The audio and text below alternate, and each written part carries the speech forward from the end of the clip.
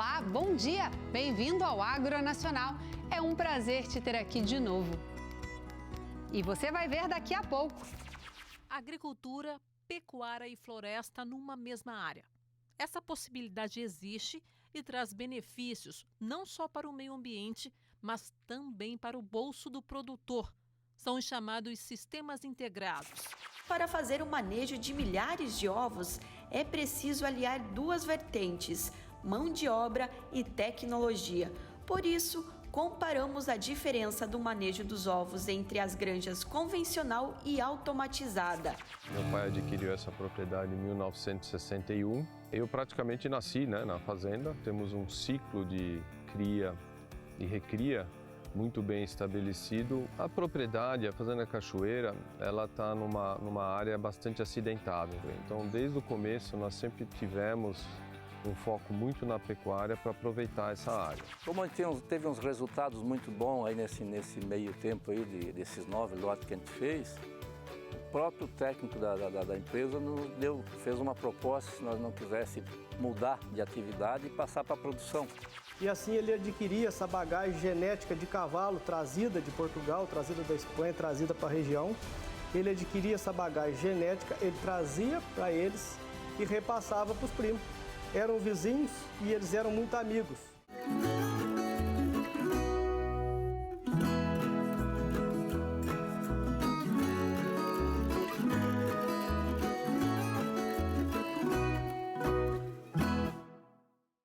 Olá, você está assistindo ao Agronacional, um programa da TV Brasil em parceria com o Canal Rural. Eu sou Jaqueline Silva e juntos nós vamos acompanhar belas histórias e descobrir muitas novidades sobre o universo agro. E para começar o programa de hoje, vamos conhecer o que são e quais os benefícios dos sistemas integrados de produção agroecológica. Criados pela Embrapa nos anos de 1990, os sistemas podem combinar a integração entre lavoura, pecuária e floresta. Agricultura, pecuária e floresta numa mesma área. Essa possibilidade existe e traz benefícios não só para o meio ambiente, mas também para o bolso do produtor. São os chamados sistemas integrados. O ILPF, ou Integração Lavoura, Pecuária e Floresta, compõe um dos exemplos. Essa é a integração lavoura-pecuária-floresta, é uma combinação de 2 ou 3 desses fatores. Então é importante citar que não precisa ser a integração completa, da lavoura, da pecuária com a floresta. A gente pode ter a lavoura com a pecuária, a lavoura com a floresta, a pecuária com a floresta, mas a palavra-chave é a integração, é a gente ter mais de um componente dentro da mesma área, onde a gente tem uma sinergia muito grande entre um componente e outro. Então, algum componente da lavoura ajudando a pecuária. Por exemplo, a gente usa um fertilizante para o milho, esse fertilizante vai ajudar no crescimento da braquiária, que vai entrar depois. A sombra da árvore vai ser super importante para aumentar a produtividade da produção animal. Então, a gente tem que ter uma combinação entre esses dois fatores, essa sinergia, um componente ajudando o outro a se desenvolver mais. O sistema foi desenvolvido pela Embrapa há quase 30 anos e não é um esquema fechado, ou seja, deve ser adaptado à realidade de regiões e de propriedades. Inclusive, tem que se levar em consideração aquilo que o produtor já tem dentro da fazenda e fora dela, como disponibilidade de mudas, insumos e até o mercado. A gente pode usar a ILPF de norte a sul, de leste a oeste do Brasil, e a gente tem exemplos até em outros lugares também, em outros países, mas sempre muito adequado à realidade local. Então, não adianta, eu vi ser produtor no Paraná e fala assim, eu vi lá no Mato Grosso um exemplo super legal, pode não ser a melhor opção. Então, você tem que observar todos os fatores e encontrar o melhor modelo para a sua propriedade. A integração pode ser utilizada em diferentes configurações, combinando 2 ou 3 componentes em um sistema produtivo. Quer ver só? Integração Lavoura-Pecuária, ILP. Integração Pecuária e Floresta, IPF. Integração Lavoura e Floresta, ILF. Ou Integração Lavoura, Pecuária e Floresta, o ILPF. Procurar assistência técnica, Vai na Embrapa mais perto, na unidade da Embrapa mais próxima, vai na universidade, conversa com os vizinhos, vê o que faz sentido, vê o exemplo que já está funcionando. Então, a gente já tem 18 milhões de hectares com ILPF no Brasil. Então, muito provavelmente algum vizinho seu já faz a ILPF. Então, observa isso, estuda o modelo, vê o que faz sentido para a sua propriedade e começa. Uma outra coisa muito importante também é nunca começar com a propriedade toda. Começa com uma área pequena, vai testando e nada impede que você tenha modelos diferentes de integração dentro da mesma propriedade. Você pode ter uma parte da sua propriedade com uma integração lavoura-pecuária, outra com pecuária-floresta. E quais as vantagens para dentro da porteira? São muitas, como a redução dos impactos ambientais, rotação de culturas por necessidade técnica, aumento da rentabilidade por hectare, diminuição do risco financeiro e a recuperação das pastagens. A ILPF tem todo esse componente, essa vocação para recuperar solos degradados. Hoje é a disparada melhor maneira de você recuperar solos degradados e transformar esses solos em ambientes produtivos. Quando a gente fala na área do oeste do Paraná, por exemplo, o Arenito Kaiowá, áreas com 4% de argila que... Sim, antigamente era impensável você produzir numa região como essa. A gente tem produtor hoje fazendo mais do que 100 sacas de soja dentro dessa área totalmente inóspita, graças à integração lavoura-pecuária. Nesse caso, é mais lavoura-pecuária, o componente florestal não entra tanto nessa região, mas com certeza a ILPF tem uma grande vocação para a recuperação de pastagens de áreas degradadas. Segundo a Associação Rede ILPF, da safra 2015-2016, até a safra 2020-2021, houve um aumento estimado de 52% de áreas com ILPF no Brasil. O sistema permite a estruturação do solo, a quebra do ciclo de pragas e doenças, além de ter grande potencial de sequestro de carbono, o que reduz a emissão de gases de efeito estufa na atmosfera. Uma perfeita combinação entre produção e meio ambiente. 18 milhões de hectares de sistemas integrados realmente é um número impressionante, né? Agora vamos falar de avicultura. Visitamos duas granjas em Santa Catarina, uma convencional e a outra automatizada. Vamos conferir como são os processos, desde a fertilização dos ovos e quais as diferenças no manejo nas duas granjas. Vamos ver. Essa granja, localizada na cidade de Ermo, Santa Catarina, possui 4 aviários convencionais. As galinhas estão com 30 semanas. No total, as fêmeas botam mais de 20 mil ovos por dia. Já nessa granja automatizada em Balneário Gaivota, litoral catarinense, as matrizes estão com 66 semanas e botam uma média diária de 25 mil ovos.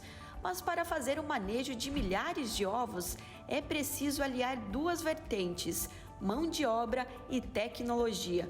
Por isso, comparamos a diferença do manejo dos ovos entre as granjas convencional e automatizada.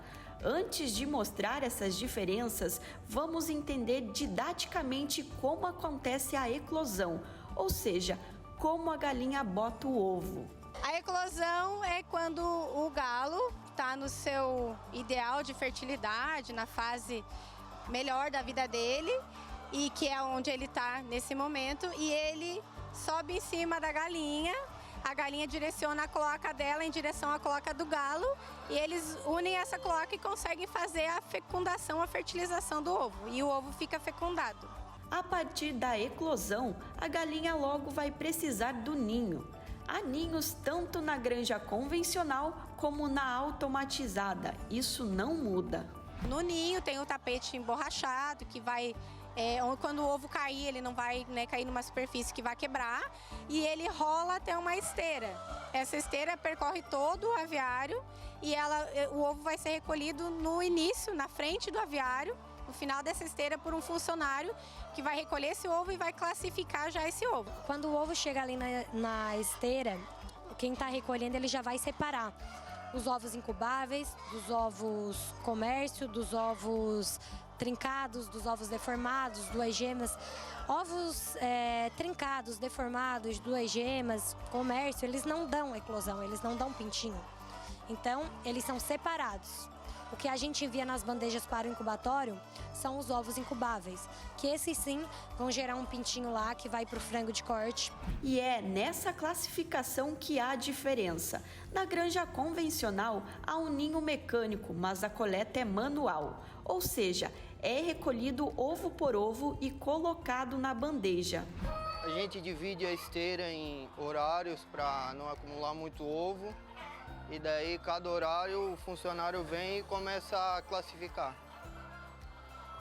Daí a gente começa a fazer a coleta, escolhe os ovos bons, ovos que não estão trincados, que não está sujo, e a gente sempre coloca com a ponta para baixo. É que o ovo precisa estar com a câmara de ar para cima. É o lado que vai receber a primeira vacina. Além disso, quando o pintinho estiver prestes a nascer, ele vai bicar e encontrar oxigênio suficiente para sair saudável. Agora, repare o relógio ao lado da tela. É nosso cronômetro. A média de tempo que o funcionário levou para embandejar foi de 2 minutos e 40 segundos, mas não para por aí. Ele classifica, já coloca numa bandeja de incubação. Depois ele vai até a frente da sala de ovos e ali ele é feito mais uma classificação, uma segunda classificação, uma identificação. E aí ele vai para a sala de fumega. Na granja automatizada, o processo de recolher os ovos é todo tecnificado.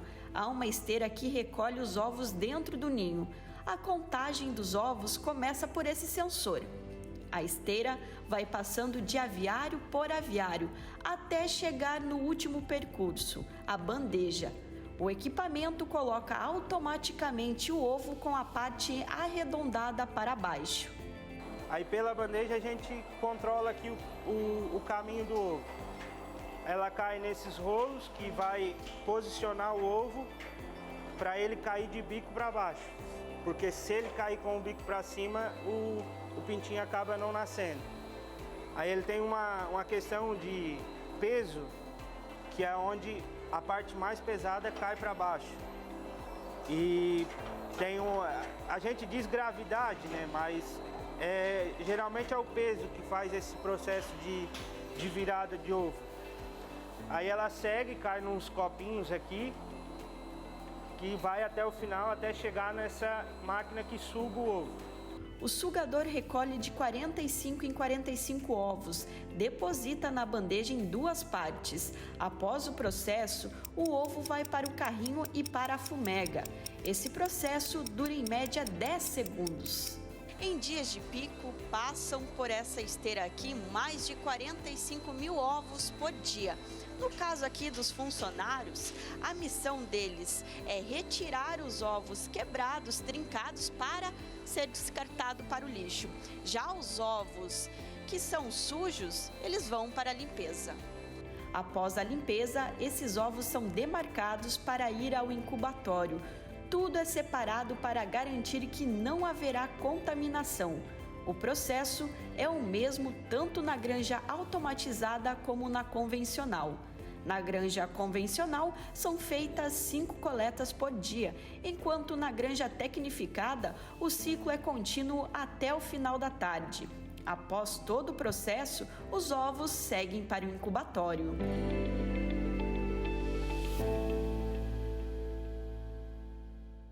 Vamos agora até uma fazenda que utiliza o sistema de integração lavoura-pecuária em Itaberá, interior do estado de São Paulo. Um estudo da Embrapa mostrou que a fazenda Cachoeira sequestra cerca de 2,5 toneladas de carbono por hectare ao ano. Vamos conferir?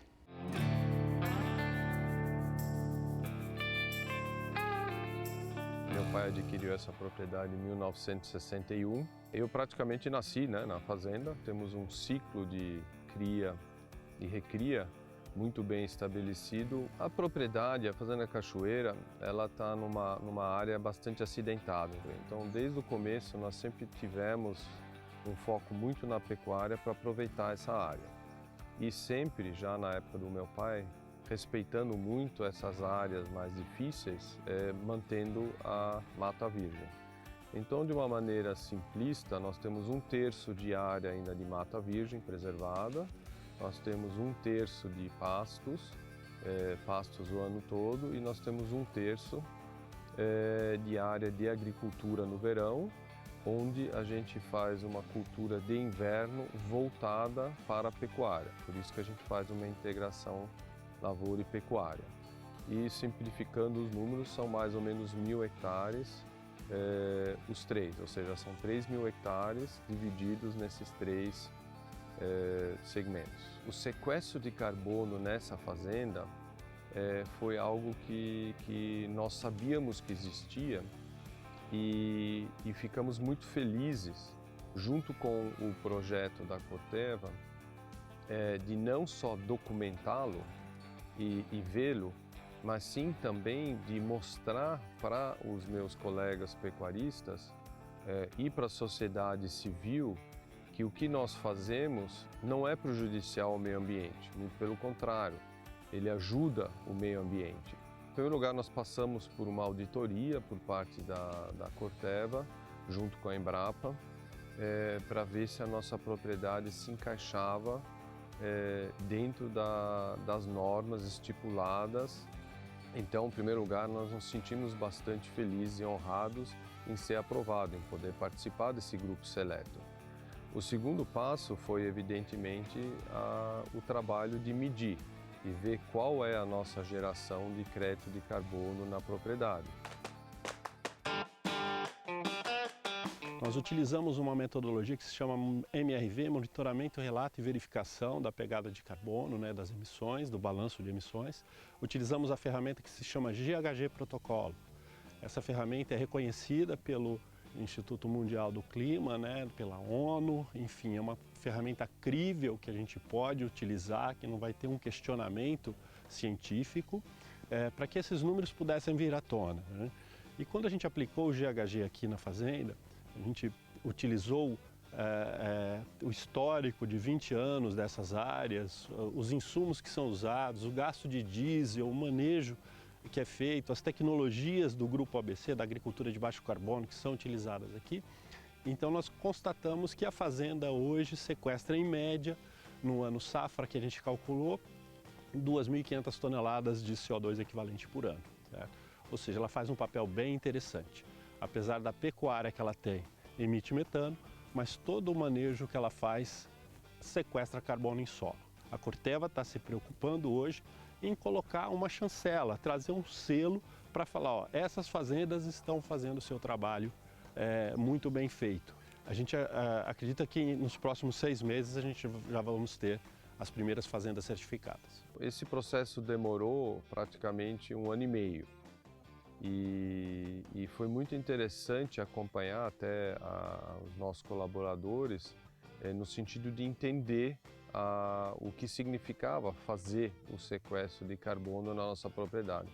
Administrar uma fazenda que tem um foco também na sustentabilidade é prazeroso. Por quê? Porque a gente sabe que o nosso trabalho é para uma outra geração, e que a riqueza de uma propriedade ela não está no que está em cima dela, e sim no seu solo, na composição do seu solo, das suas florestas. Então, é trabalhoso porque o desafio é até social, de mostrar para a sociedade que o agronegócio não é um vilão.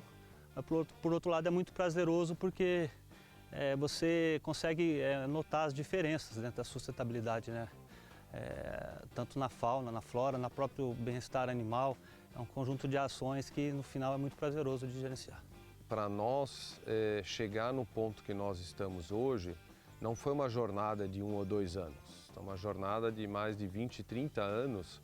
Então houve uma satisfação e, de certa maneira, eu diria até um alívio de poder dizer, olha, a minha atividade faz bem para a sociedade, faz bem para o planeta. Eu vivi muitos anos fora do Brasil, em muitas outras cidades, e sempre voltamos aqui para a fazenda e aqui nós encontramos um ponto de paz e eu diria assim que hoje muito de harmonia. Harmonia não só para nós, a família, com os nossos colaboradores aqui, mas também com a natureza. Não perca no próximo bloco. Veio uma proposta, nós trabalhamos acho um ano, com 2 aviários de 100 metros. Nós tiramos um lote só, já veio uma segunda proposta para nós dobrar a construção, fazer 4 aviários e trabalhar com produção também. Nós vamos para um rápido intervalo. Fique com a gente, o Agro Nacional volta já.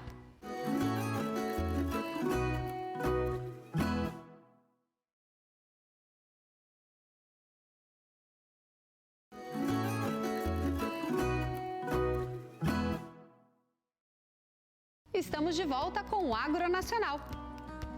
E você vai ver daqui a pouco.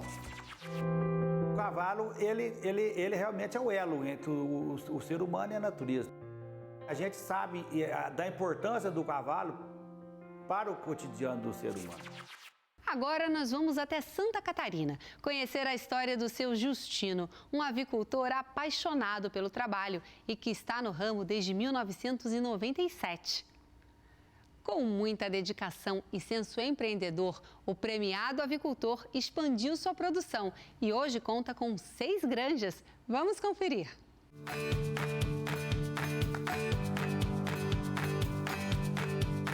Eu sou apaixonado pela avicultura, né?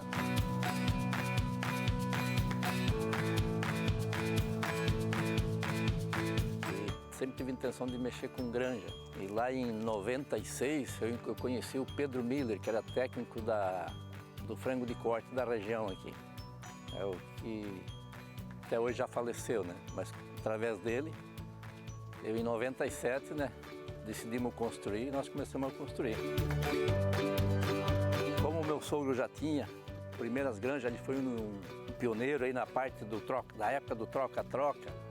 Eles fizeram o produto em troca pela construção, né? Entrou o Estado ali e saiu aí, eu acho, uns 100 e poucas granjas, tudo 50 metros, com o produtor rural, através do troca-troca. Aí o meu sogro tinha 50 metros aqui também,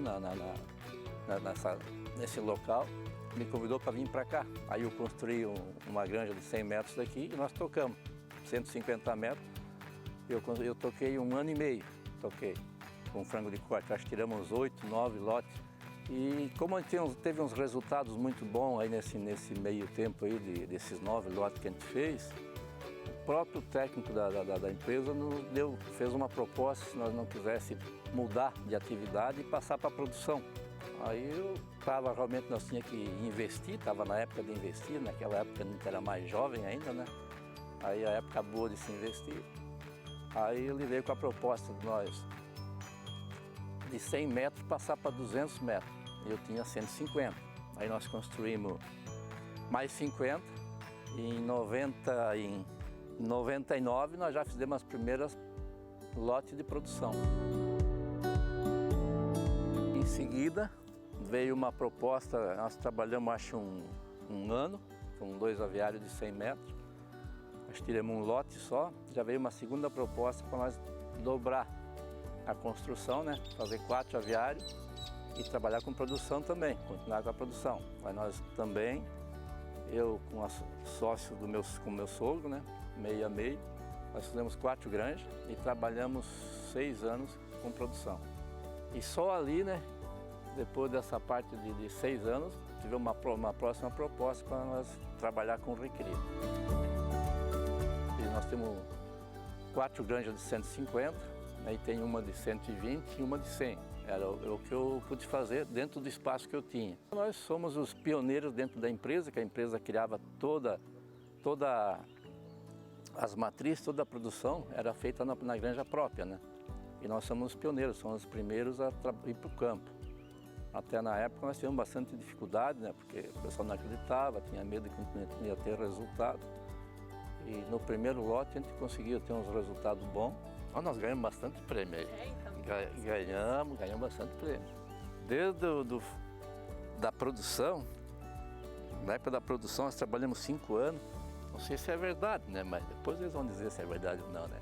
Na época, nós todo mês tínhamos uns resultados assim de produtividade. Produção de ovos, né? Era ovos, né? Então quem produzisse mais, a granja que produzia mais, todo final de mês tinha uma torta. De um ano nós tiramos 50% das tortas veio para cá. Então nós comemos torta e aos montes, né?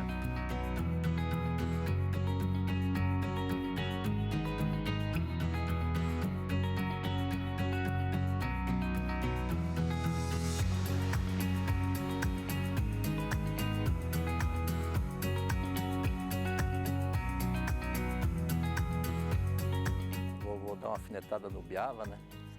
O Biava, no ano passado, na roçada, ele disse que achava um absurdo, né? O produtor tem que dormir dentro da granja para cuidar quando alojava, cuidar dos pintinhos, né? Eu dormi, eu acho, uns 4, 5 anos. Mas eu não dormia porque era só cuidar, porque eu gostava. Eu me sentia bem estar aí, né? Se eu entrar numa granja hoje e tiver com problema, não comeu, não bebeu, eu já sei que não bebeu e não comeu. O trabalho, ele só aparece os resultados quando o produtor está junto, quando a equipe está junto e está unida. Então, se tu tiver uma equipe que trabalha, que conhece um pouco e trabalha junto, tu vai ter resultado sempre.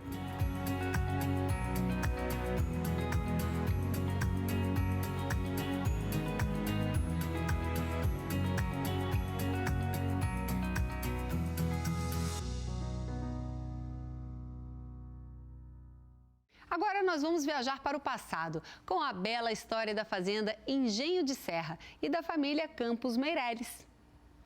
O local, que fica no sul de Minas Gerais, é um dos berços do cavalo manga larga marchador, e você vai descobrir por que o animal recebeu esse nome.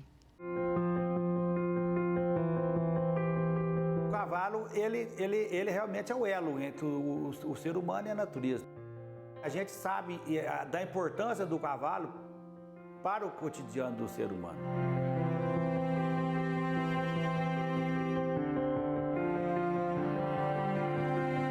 Eu me chamo Renato Campos Meireles, tá?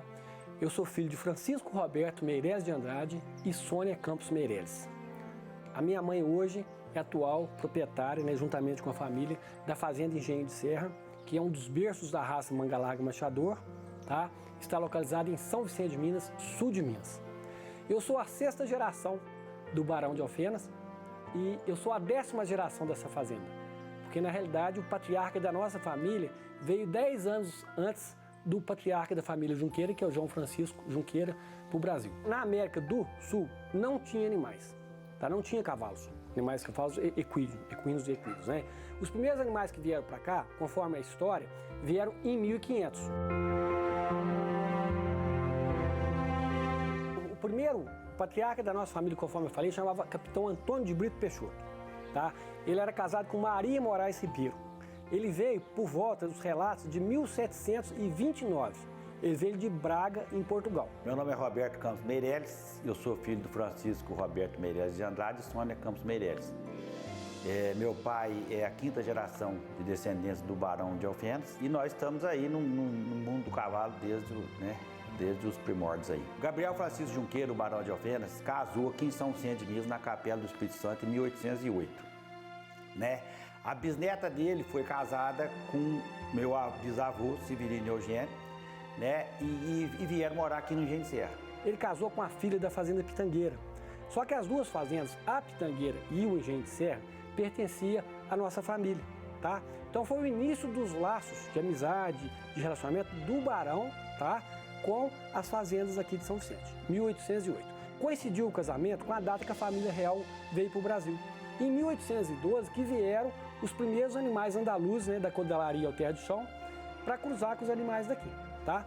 Então, o cruzamento desses animais deram início à seleção dos animais que já, a partir daí já são considerados manga largas marchadores nas fazendas aqui da minha família. Pitangueira, Engenho de Serra, inclusive tem outras também, Porto, Bela Vista, tudo pertence à mesma família.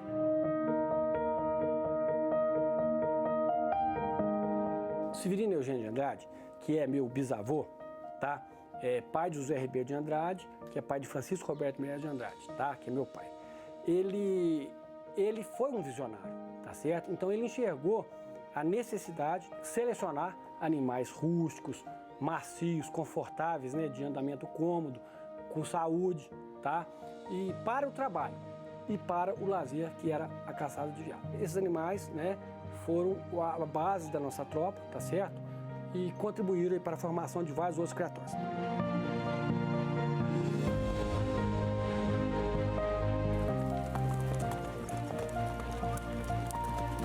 A Fazenda Engenho de Serra, ela sempre sobreviveu da agropecuária, né? Nós tivemos aí, no século passado, a criação teve a suinocultura, teve a cafeicultura, mas não todas as duas foram encerradas e permaneceu a atividade leiteira e a criação de cavalo. Todas as duas são fundamentais para a sustentabilidade financeira da fazenda. O Engenho de Serra sempre teve os animais de destaque, né, pelo trabalho que eles faziam naquele período de seleção, que eram muito rigorosos na seleção.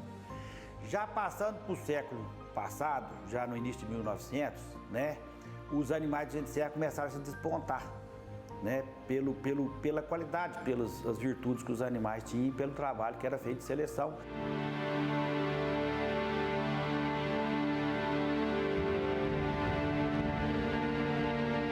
Naquela época, né, o meu avô e o meu bisavô, eles foram visionários, né?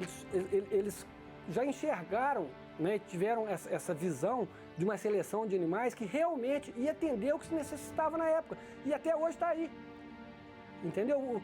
E quais são essas características? Animais fortes, resistentes, tinham que resistir ao carrapato, mais cômodos, de bom temperamento, esperto e de boa índole. Então, acho que isso que manteve a tropa do Engenho de Serra até hoje, na atualidade. Várias fazendas que compraram os animais, que continuaram os acasalamentos, exporam os animais nas exposições e sempre falaram, ó, esses animais foram do Engenho de Serra. Em meados do século passado, nós tivemos alguns animais que foram de extrema influência na formação do manchador. Né? Por exemplo, o baluarte do Engenho de Serra foi um cavalo que saiu daqui e foi registrado na Fazenda Herdade. A maioria dos animais do manchador hoje tem sangue do baluarte do Engenho de Serra. O Abismo, que é um cavalo também que foi vendido aqui com 2 anos, né, registrado como Seta Caxias, foi registrado na Fazenda Seta. Foi um cavalo também que tem inúmeros descendentes dentro do Manga Larga Machador. E assim vários outros, né? Aí teve o Bismarck, teve Prelúdio, teve Ouro Preto, teve Morena, Catita, Queimadinha.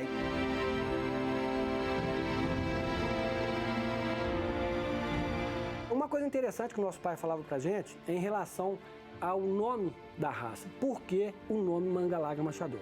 Eu sei que hoje até existe mais de uma versão, mas a versão que o nosso pai, 5ª geração do Barão de Ofensas, falava pra gente é a seguinte: é por causa do jeito de andar. Ele falava o seguinte, era o jeito de andar com os anteriores, né? Com as mãos do cavalo. Esse jeito de andar. Seu pai contava dessa maneira. Aí depois completaram Manga Larga Marchador, por causa do andamento machado. Eu tenho um tio que na época tomava conta da fazenda e ele foi a Batatais, estava precisando de um reprodutor e comprou um cavalo origem da fazenda Angaí, que chamava-se Ouro Preto. O cavalo ia ser castrado, estava num lote de animais para ser castrado. Ele falou, não, esse cavalo me serve. Pegou o cavalo e trouxe, vinha até de trem naquela época, né? Trouxe o cavalo para São Vicente de Minas e chegou aqui, o cavalo realmente era excepcional. Esse cavalo deixou aqui o Ouro Preto do Engenho de Serra, cruzado com a Olinda, com a égua baia do Engenho de Serra. Depois esse cavalo foi vendido para Herdade, foi registrado como Herdade Ouro Preto, que vem a ser pai do Jupiá, que vem a ser pai de vários animais de destaque na raça. O Ouro Preto do Engenho de Serra, cruzado com a nova égua, também raça do baluarte do Engenho de Serra, deu o Ouro Preto do Porto, que segundo o Sr. Zé Márcio Leite, que é pai do Marcinho Leite Juiz, que é uma pessoa dos maiores conhecedores de cavalo da raça, foi dos animais que ele viu a marcha de mais destaque na vida dele. Ele comentava que onde tinha Ouro Preto tinha marcha. Então, assim, um cavalo que escapou do canivete, deixou de ser castrado por um feeling assim, de um criador, né? E veio a ter tanta influência na formação da raça conforme teve a linha dos Ouros Pretos. Outra história que a gente via contar muito é quando o Seta Caxias, né, saiu daqui, chamava Abismo, foi vendido para a região de Belo Horizonte, e o Seta Caxias tinha, o rapaz usava ele para fazer um percurso grande da fazenda dele, onde até na cidadezinha onde eles frequentavam. E numa dessas passagens, estava todo mundo, tinha uma enchente monstra, e todo mundo parado na beira da estrada, esperando ver se a enchente baixava, não tinha passagem naquela época. E ele pegou, chegou e falou assim, não, pode deixar que eu passo. Não, esse aqui eu tenho coragem de passar. Pegou e atravessou uma enchente, atravessou a ponte debaixo d'água com o Seta Caxias. Então são feitos assim de animais que realmente têm índole para servir o ser humano. São animais que foram criados e forjados com uma raça que foi forjada para atender às necessidades da época, né? E felizmente está aí até hoje, né? Trazendo alegria para nós e para nossos descendentes aí. A gente ama o cavalo. Né, o cavalo faz parte da nossa vida, do nosso dia a dia, né, e toda a família, graças a Deus, é envolvida com esse mundo do cavalo.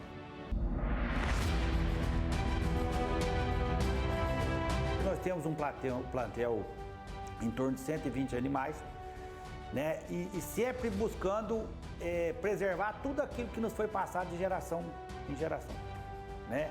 Então nós chegamos hoje, quando a gente sempre tenta buscar uma seleção voltada assim para aquele tipo de indivíduo que a gente deseja, que são animais que vão atender o nosso dia a dia, o nosso cotidiano, e vão atender aquela visão de cavalo que a gente acha que é o ideal. Então a gente sempre tem muita cautela em abrir sangue para a gente poder manter esse trabalho que nos foi passado de geração em geração, sem perder qualidade e sem começar a ter uma perda de nível de seleção. Com esse fomento da raça, melhorou o mercado, né? E a gente conseguiu manter essa sustentabilidade financeira com o cavalo.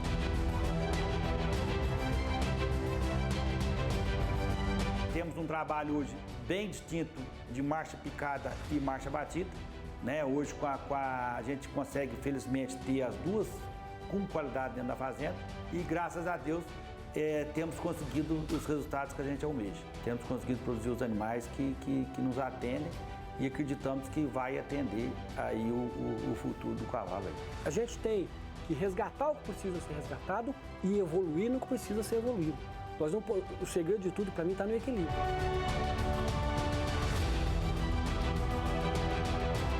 Meu sonho é que o cavalo que seja um campeão numa exposição possa ser montado por qualquer pessoa que esteja na plateia, para a pessoa poder ter referência do que é realmente um bom machador, né? Então, assim, a partir do momento que você tem um cavalo que é o campeão da exposição e o leigo chegou lá, montou esse cavalo, falou assim, não, é isso que eu quero para o meu dia a dia, você vai ter um fomento muito grande dentro da raça.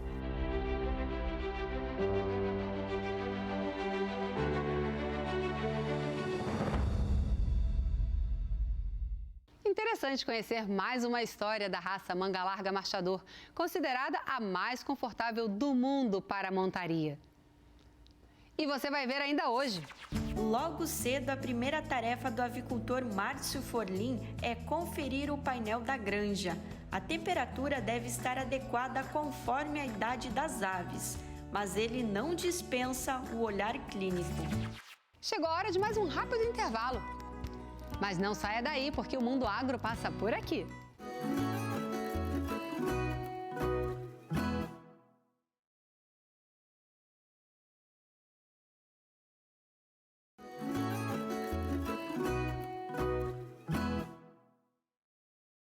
Estamos de volta com o Agro Nacional, aqui na TV Brasil e também no Canal Rural.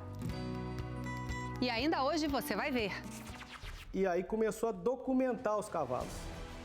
Que até então, a atividade principal não era o cavalo, era o gado. Mas para mexer com o gado precisava do cavalo. Fazenda muito grande, né? E foram desenvolvendo. E o bisavô Cristiano, ele que colocou a marca C na tropa. Vamos agora até uma granja de aves no município de Luiz Alves, em Santa Catarina.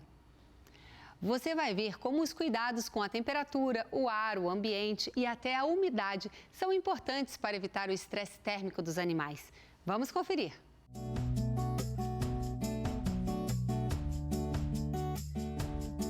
Logo cedo, a primeira tarefa do avicultor Márcio Forlim é conferir o painel da granja.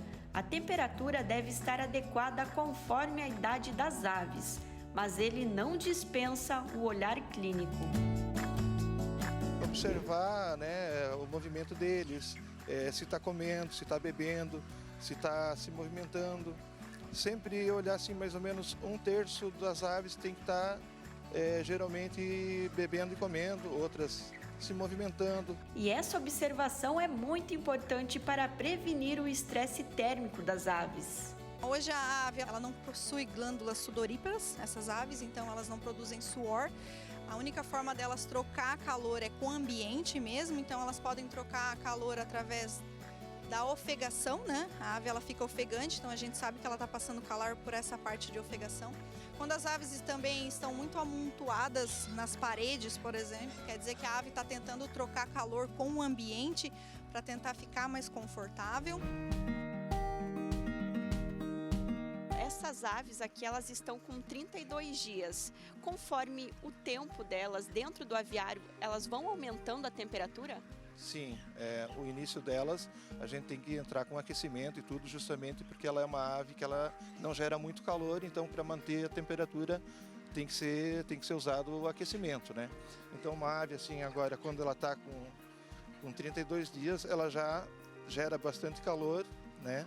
Então o ambiente tem que ser bem mais ventilado para amenizar esse calor que ela tem no corpo, né? Hoje a temperatura ideal nessa idade já é em torno de 23 graus, 22, 23 graus.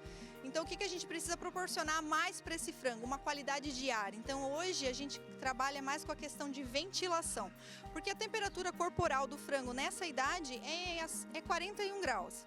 Então a gente sempre fala que a gente tem a temperatura do frango, mais a cama, que a gente sabe que produz calor também. Então a gente precisa trabalhar uma melhor ventilação para dar mais conforto para a ave.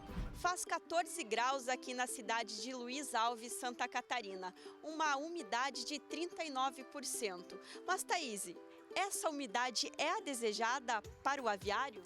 Hoje essa umidade é ideal para essa idade de frango. Por quê? Uma das formas de troca de calor das aves é através da ofegação.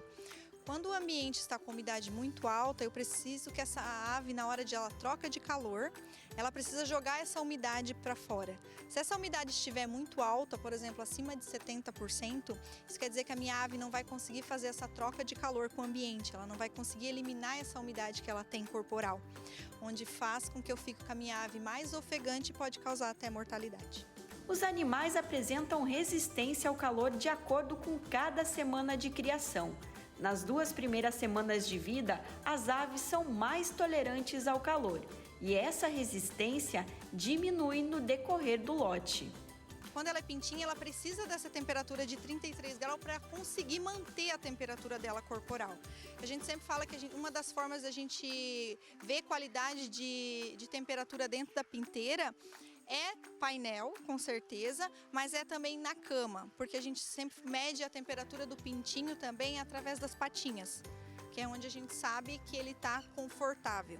O aviário é semi-climatizado, possui ventiladores e exaustores. Se a temperatura estiver alta, o sistema liga os exaustores para fazer a troca de ar. No inverno, não é diferente. Conforme baixa a temperatura, a gente tem uma temperatura aí programada, né, que seria ideal para cada fase das aves.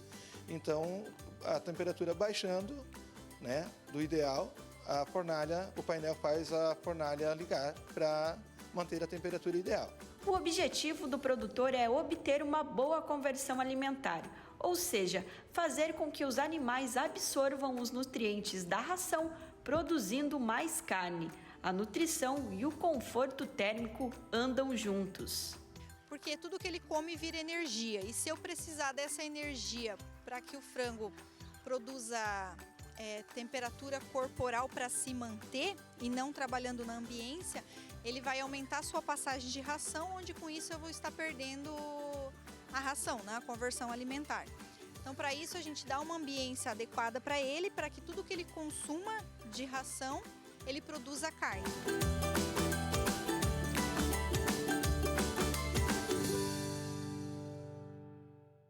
É muito importante esse controle, que além de garantir o bem-estar e o bom desenvolvimento das aves, ainda aumenta a produtividade, né?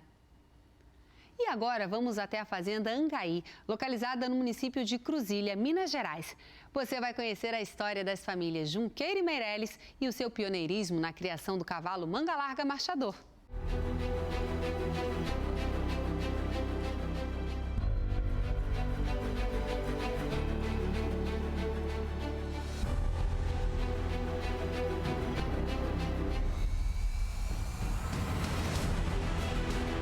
A sesmaria do Angaí veio de uma sesmaria do Favacho e do Angaí concedida em 1725 a Antônio Rodrigues. Essa sesmaria ela foi vendida por um capitão José Francisco, que por sua vez foi vendida para o capitão José Vieira por volta de 1750. João Vieira vai para o Favacho e constrói a fazenda do Favacho por volta de 1750. Então elas eram a mesma sesmaria.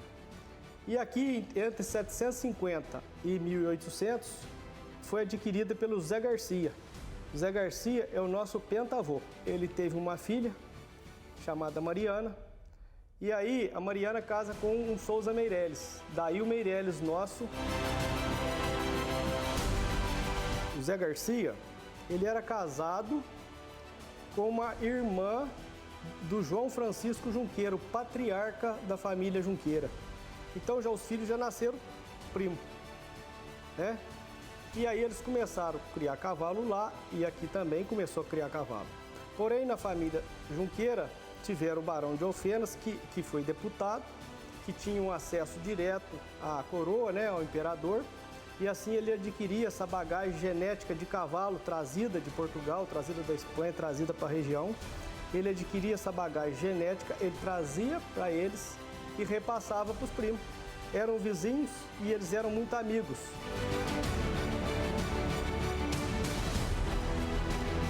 O nosso bisavô Cristiano foi estudar no Colégio do Caraça, lá perto de Belo Horizonte, e já veio com a mentalidade mais aberta e aí começou a documentar os cavalos.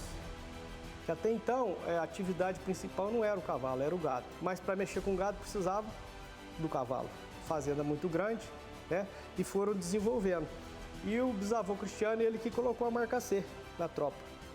Então esse C do Angaí vem do Cristiano. E ele fez um investimento num cavalo chamado Angaí Caxias, que no início da associação foi o pilar da raça, Caxias. Ele trouxe da fazenda Lusiânia, de Leopoldino, introduziu esse cavalo na tropa que ele tinha e esse cavalo acertou a produção muito bem e espalhou para o Brasil e para os primos de volta. O nosso avô Adeodato foi um sócio fundador, um dos sócios fundadores, junto com os dois filhos mais velhos. O tio Zé Mário, Fazenda São Sebastião, o Titonho, lá de Batatais, da Fazenda Meireles, prefixo Meireles. Aqui também, os animais quase todos têm um sanguinho de JB, um sanguinho de Favacho. E era uma questão de honra para eles, essa contribuição. O que eles tinham de bom, eles passavam para os primos, né? Para os amigos, para os primos. O nosso avô Adeodato, ele faleceu em 59. O meu pai entrou de sócio em 61, com apenas 28 anos de idade. Em 63, a minha avó faleceu. Aí teve de dividir a tropa. Os filhos que ainda estavam aqui na fazenda eram o pai, o caçula de Fernando, que ficou com a sede, e duas mulheres. Os outros já tinham mudado, já tinham ido para outras fazendas. O pai entrou de sócio com o nome Adeodato dos Reis Meireles Filho e Irmãos. O tio Fernando veio a falecer muito novo, em 75. O pai faleceu também muito novo, em 87.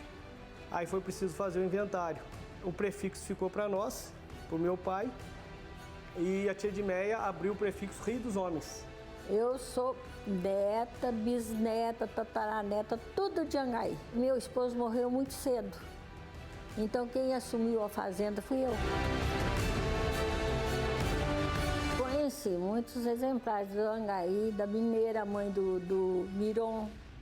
Eu conheci o Sátiro, conheci muito bem, porque meu marido saía no Sátiro a cavalo e eu andava junto com ele. Só que eu andava no Formoso, que era filho dele.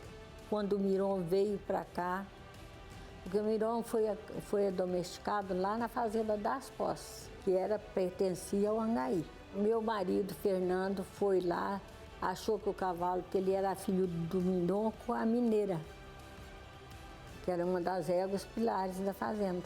Ele achou que era um cavalo que poderia somar o trabalho do Sátiro, né? Então, eu fui de caminhonete e ele ia a cavalo. Inclusive, eu quem trouxe o Miron para cá, a Fazenda Angaí. Nós tivemos muita sorte com o Miron, né? O trabalho do Miron foi muito bom aqui na fazenda. Graças ao meu marido, Fernando. Eu tive muito contato com meu sogro, que era o senhor Deodato dos Reis Meireles, que era o proprietário da fazenda e pai do meu marido. E com ele eu tive um contato assim muito íntimo, né? E ele explicava para os filhos como que seria uma criação, uns animais melhores. E quando nascia um potro, ele falava, de tantos que nascerem, escolha 2. nunca mais do que 2 para ser um reprodutor. Os melhores, ainda falava assim. Eu trabalhei no Clube do Cavalo muitos anos, como diretora social. Primeiras Copas de Marcha foi aqui no Angaí. Na primeira Copa de Marcha, nós tivemos 260 animais no Angaí. Fiz durante 10 anos. Então era assim, uma convivência muito íntima com os criadores.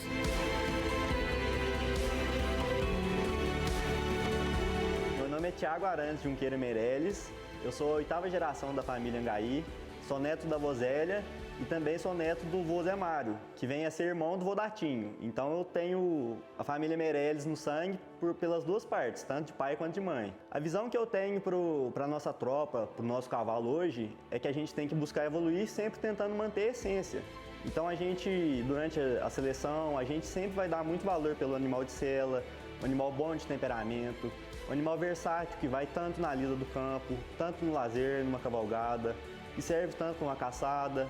E também o mesmo cavalo, na minha visão, tem que ser o cavalo de pista, tem que ser um cavalo versátil. E a gente vem buscando trazer na nossa tropa sempre um cavalo cada vez mais completo, um cavalo amplo, com rendimento e também que traga consigo uma beleza, pensando principalmente na morfofunção.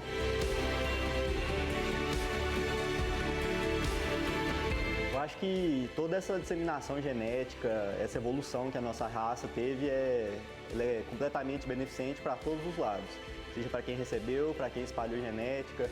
Eu acho que esse acesso à genética de fora, essa facilidade que a gente tem com as biotecnologias, ela traz muita facilidade de evolução dos animais. Então eu vejo o processo de melhoramento genético hoje sendo feito de forma muito mais rápida e muito mais consistente do que antigamente. Como a gente tem essa facilidade de poder estar usando animais de fora, usando outras linhagens, a gente consegue trazer para os nossos cavalos certas características que às vezes estavam em falta. E com todo esse processo de troca genética que acontece na raça, a gente vai evoluindo a passos largos.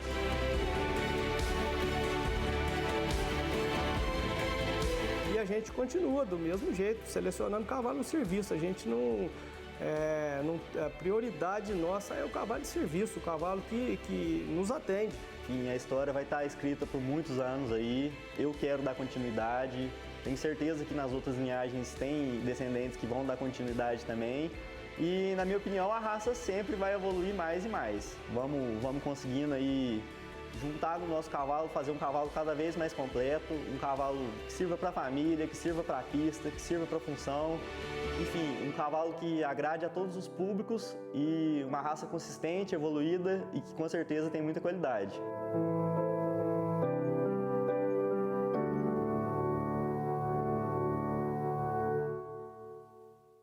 Parabéns às famílias Junqueira e Meirelles pelo pioneirismo na criação dessa magnífica raça de cavalos. E esse foi o Agronacional, uma parceria da TV Brasil com o Canal Rural. Mas na semana que vem estaremos aqui de novo te esperando com mais notícias sobre o mundo do campo. Você também pode assistir ao nosso programa no TV Brasil Play e nos seguir nas redes sociais da TV Brasil. Um excelente dia para você e eu te espero aqui de novo na semana que vem. Tchau!